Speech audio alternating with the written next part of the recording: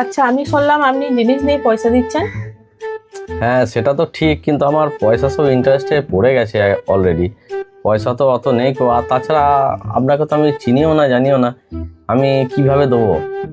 পয়সাটা একটু ব্যবস্থা করে দিন, না দিলে আমার একটু খুব উপকার হয়, খুব বিপদে পড়ে গেছি। বুঝলাম সবই, দরকার না পড়লে তো আর কেউ পয়সা এমনি এমনি ধার করে না। তো যাই হোক, সোনা ছাড়া কিন্তু আমি দিই না, টাকা পয়সা কিন্তু সোনা ছাড়া একদমই দিই না। তা আছে কি আপনার কাছে? তবেই আমি টাকা দিতে পারবো, না হলে কিন্তু দিতে পারবো না।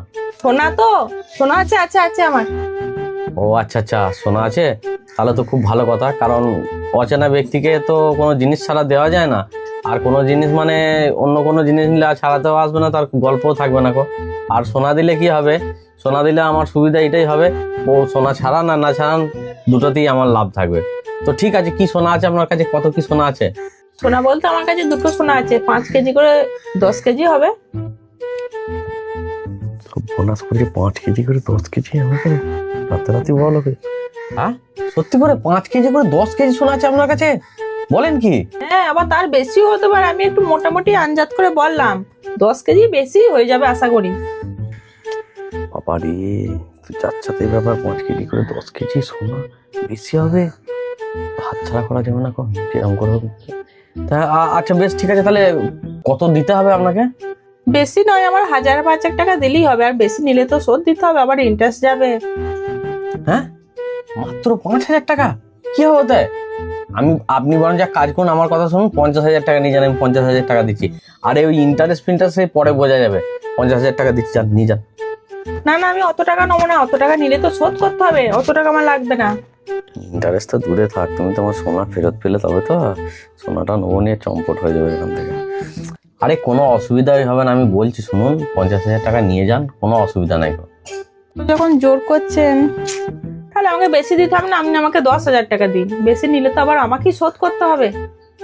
বেশ ঠিক আছে, আমি আপনাকে 10,000 টাকা দিয়ে দিচ্ছি। হ্যাঁ এই যে 10,000 টাকা।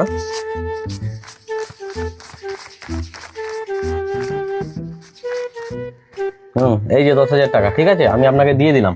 কিন্তু ব্যাপার হচ্ছে, অতটা সোনা আপনি একা আনতে পারবেন? আমি যাই তাহলে সঙ্গে? ও অসুবিধা নেই, আপনাকে যেতে হয় না দোকান ছেড়ে, দোকান বন্ধ করে বেকার কেন যাবেন।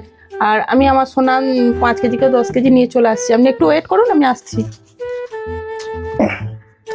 মজাই মজা, 10 কেজি সোনা 5 কেজি করে, পর বলছি বেশিও হয়ে যাবে।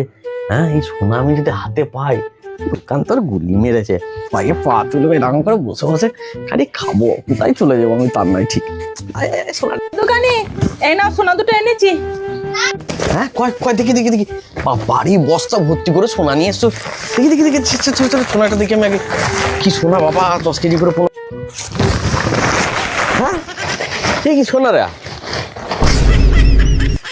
তো ছাগল দুটো, কি দিলে এগুলো? সোনা বলে কি দিলে তুমি? এইগুলোই তো আমার সোনা, আমাদের কি গরিব ঘরে 5 কেজি করে 10 কেজি সোনা হয়? এদেরই আমরা ভালোবেসে নাম রেখেছি সোনা। তা যাক, এদেরও একটা গতি হয়ে গেল, ট্যুরে বেড়াতে যাবো তো, সেই জন্য যাক টাকাটাও পেয়ে গেলাম। আর আমার কাছে যদি অতই টাকা থাকতো বা সোনা থাকতো, তাহলে তোমার কাছে ইন্টারেস্টে ধার করে আমি টাকা নিয়ে যেতাম। যাক এখন তুমি রেখে দাও, পরে এসে এদেরকে ছাড়িয়ে নিয়ে যাবো। না এবার মরো, সোনা নিয়ে মরো, অতি লোভ করলে যা হয়। দেখা সোনা